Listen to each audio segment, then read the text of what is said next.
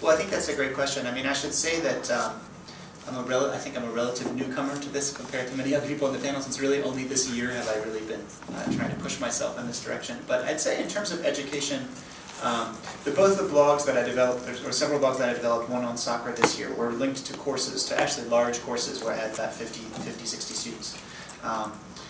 And part of it was, I guess, a response to some challenges I feel like are, pressure that's put on the process of education itself, and the kind of serious limits, I think, that the ways in which we were dealing with certain questions in a moment when so much of the students were kind of operating more and more through the web itself, posed in the classroom. In other words, I kind of feeling like the classroom was unnecessarily limited in scope. And so thinking about the web as a site to sort of transform the classroom and kind of intersect with the space in which we're together physically with the broader context. The other thing I think, I guess I would say is, I think the real challenge is figuring out how to kind of bust open the walls of the university in terms of thinking no longer about the classroom as kind of one very settled place.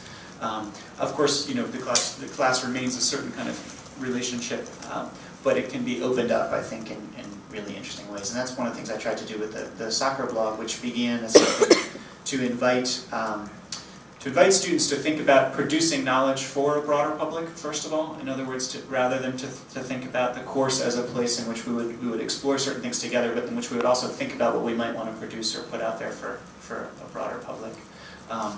And the way that influences the process of teaching and learning, I think, is maybe one of the challenges. In other words, it also sets up all kinds of challenges to the relationship of authority and knowledge, and and where information's coming from. So maybe I'll just stop there and we can come back to that. Well, thank you, Cathy, for that introduction. And I just wanted to say that I don't mean to be a troublemaker. But we're so glad you are. Happens to happen that way. And really, in all of these weird campaigns that I've been involved in or started, have been because I've been clear about the place of privilege that I hold, both within a university system that is quite elite, and also the place of privilege that I hold as a Middle Eastern woman in the United States with an education, a Western education. And what do I do with that? I also feel very strongly that my students are in a place of privilege, very knowledgeable, very capable, but they're not always as confident about what they know, how much they know, how much they can impact the world. And so, having these thoughts running through my head, I'm constantly wondering, how can I make a difference? How can we make a difference as a community of scholars within the university, as both professors and students within the university?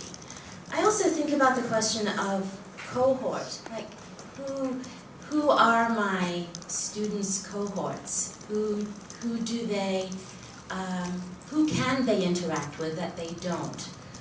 Who can they learn from that they don't? I know as a scholar that I don't hold all the knowledge. I know as a teacher that I'm not the one who is the repository of all knowledge. And that there is so much out there, so many people out there that they can learn from, and to whom they can teach what they're learning. And this is really the impetus for many of the things that I've done, such as the Twitter Film Festival. Twit Film, as it was called on Twitter, was a film festival that grew out of a final project that we did in the Introduction to Film class. In the Introduction to Film class. We had been blogging our weekly assignments. The students had been blogging their weekly assignments and discussing their blogs with each other on a weekly basis. They'd been doing close readings of films and posting these close readings as term definitions on a wiki site. And so when we came to the final, I thought that not only should the students be able to write a longer paper, which closely analyzed a favorite film, but also share some of the knowledge that they had gleaned from their close analysis of the films with people elsewhere. So Twit Film was that. It was a two-day film festival on Twitter where students, where each students tweeted 3 things about a film clip that they had posted on our course blog. I think both times that we did it, we had about 300 followers, and of course the followers of the people who were retweeting. So it was a fantastic film festival, and I think my students learned a lot and really felt, many have said afterwards that they felt like having that kind of web presence put a pressure on them to really learn and to perfect their skills as scholars. Let me start by saying this is the first conference I've been to where I don't have to feel guilty about checking my Twitter page. In fact, it seems like it's encouraged while we're up here. There's a lot of tweeting going on, yes. From the moment I got involved in academia, my concern was how do I leverage the resources of the university to the communities that matter to me. And these are communities, in terms of the work that I do around Black vernacular culture, particularly urban youth culture, these are folks who are never going to come into Duke University classrooms. So it's important to me to think about doing work that resonated within that audience, but also writing in a way that resonates in that audience. And I think what this moment in terms of technology has allowed for is for us to think in many imaginative ways in terms of how we can reach very different and disparate and diverse audiences.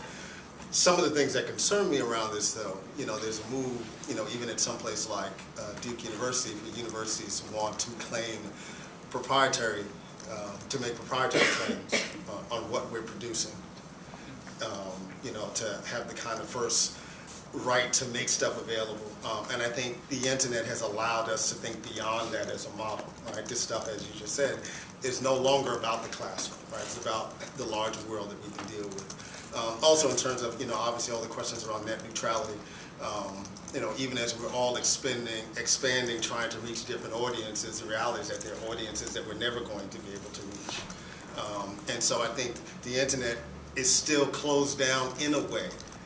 Access to it is closed down in a way that we really have to think about much more creative ways to balance kind of traditional nuts and bolts grassroots work with the kind of digital grassroots work that we've all become comfortable with.